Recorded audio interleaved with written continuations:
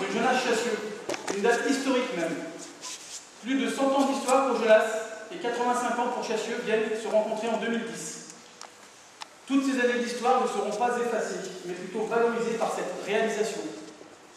Je tiens d'ailleurs à remercier chaleureusement nos anciens pour leur présence ce soir. Sans leur engagement passionné, basé sur l'enthousiasme, le dynamisme et le dévouement, rien n'aurait été possible. Nos anciens ont su préserver ces valeurs. Nous devons nous montrer dignes de cet héritage et bien dire à nos jeunes qu'il faut s'approprier celles-ci et les perpétuer à leur tour. Il est pour nous très important de prendre en compte le passé pour pouvoir aussi, aujourd'hui, prendre du recul sur le changement que nous sommes en train de vivre. C'est ces mêmes valeurs qui nous poussent depuis toujours à nous adapter, et c'est d'ailleurs là que réside la plus grande force des sapeurs-pompiers. L'évolution de notre société, l'évolution des risques et le choix de mutualiser les forces nous amènent encore une fois vers la nécessité de rebondir. C'est pour cela que je commencerai par louer le potentiel humain qui fait aujourd'hui l'âme et l'esprit de cette nouvelle équipe. Un grand bravo à tous, parce que je sais que ce n'est pas facile, et je mesure tous les jours le challenge que cela représente. Je souhaite vous le dire face à nos concitoyens, car vous avez accompli quelque chose de grand, soyez-en fiers. Je continuerai en évoquant le travail de mes 4 adjoints, le lieutenant Famon, le sergent-chef Kless, l'adjudant-chef Quentin et le sergent-chef Desailly. Sans vous, nous n'aurions pas pu mettre en place les bases solides d'un centre qui a un bel avenir. Ces 2 années passées ensemble nous ont permis de mieux nous connaître et nous apprécier. Et sincèrement, votre engagement, votre implication et votre franchise forcent le respect. Comment ne pas évoquer non plus la mixité, qui représente une des autres forces des sapeurs-pompiers en France. C'est cette complémentarité qui garantit non seulement notre efficacité, mais également notre lien avec la population. L'exercice est parfois difficile, mais je vous encourage à garder cet état d'esprit qui garantira une collaboration toujours plus efficace entre professionnels et volontaires. Je n'oublierai pas non plus la qualité du travail initié à mon arrivée en septembre 2012 par le capitaine Descamps, que je remercie pour sa présence. Aujourd'hui, je suis fier de vous présenter tout ce travail accompli en amont par l'encadrement volontaire et professionnel pour vous rendre le meilleur service possible dans le respect des contraintes qui sont les nôtres. À mon sens, preuve en est faite, puisqu'après avoir établi un premier bilan opérationnel depuis notre installation, je vous livre les premières conclusions. En parallèle de la garde postée qui comprend, conformément à l'arrêté préfectoral, 6 à 8 sapeurs-pompiers professionnels et volontaires en journée, nous avons depuis notre regroupement plus de 15 pompiers volontaires en moyenne d'astreinte chaque nuit et les week-ends. Plus de 148 sorties d'engins déjà assurées depuis le premier départ le 6 novembre à 12h25. Je vous félicite pour cette belle réponse. Cette volonté d'avancer s'est également concrétisée par plusieurs décisions structurantes pour nous. J'en citerai que quelques-unes. La mise en place d'un organigramme commun, mixte, la mise en place de 4 équipes de sapeurs-pompiers volontaires composées de façon mixte avec des Genassiens et des Chasselants, le regroupement des 2 amicales sur fond d'une Sainte-Barbe 2013 commune est très réussi, un calendrier commun, des journées familiales toujours plébiscitées et l'aménagement de notre espace de vie. J'évoquerai également le regroupement des 2 sections de jeunes sapeurs-pompiers effectives depuis la dernière rentrée scolaire. Celle-ci représente notre principal vivier en matière de recrutement. Bien sûr, il ne faut pas l'oublier, le suivi de la construction, la réception et l'emménagement dans notre nouveau centre depuis le 6 novembre. Beaucoup d'événements, en définitive pour une seule année, et beaucoup d'efforts consentis par chacun d'entre nous. Mais quel résultat? Il est important de le souligner, ce nouvel outil va nous donner les moyens d'absorber la charge opérationnelle qui est en constante évolution depuis 2010, malgré une relative stabilisation ces 2 dernières années.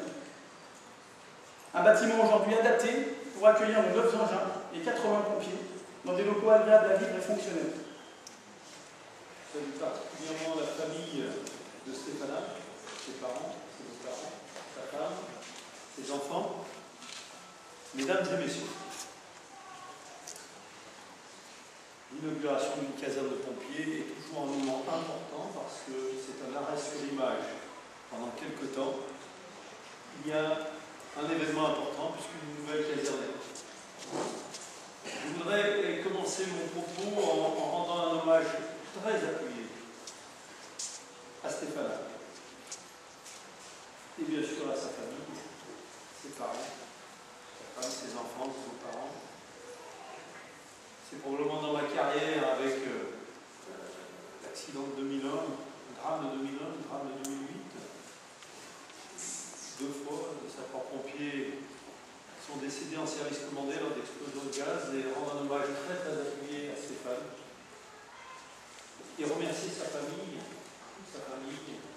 d'avoir accepté, sur la proposition que l'on m'avait faite, de donner le nom d'adjudant Stéphane à cette caserne, parce qu'une caserne, ça ne bouge plus, il n'y a pas de relève sur cette caserne. Là, elle a au moins 30 ou 40 ans, et probablement plus.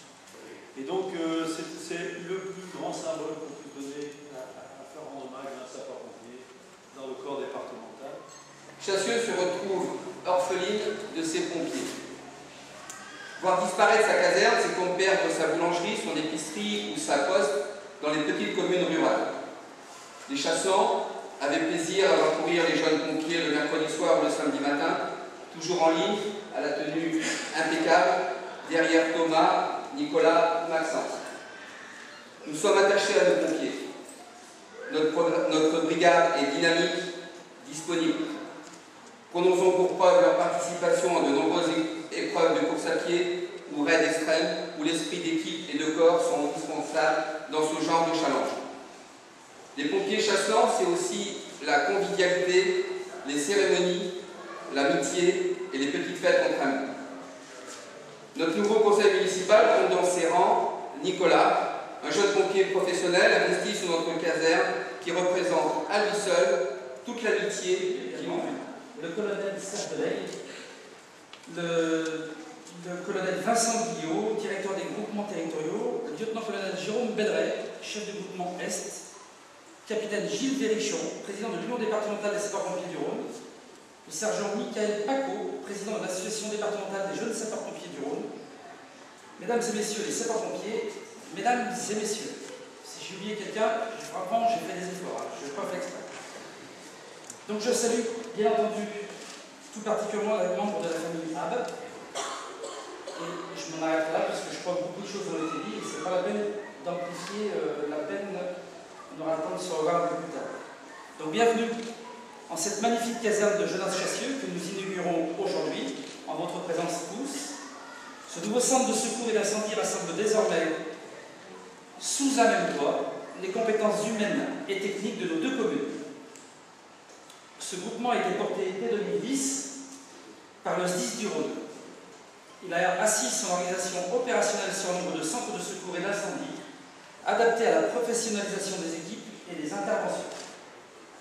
Cela a donc entraîné la suppression de l'une de nos casernes, la mutualisation des compétences et des moyens. Mais dans cette période de baisse continue des dotations de l'État, je rentre du congrès des maires, je peux vous l'affirmer, et de recherche efficiente du service public, on ne peut que soutenir cette initiative. C'est pour moi un immense honneur ce soir d'être devant la garde et son drapeau, celui de notre pays, la France, pour inaugurer ce bâtiment, cette caserne qui porte maintenant le nom de Stéphane Ab.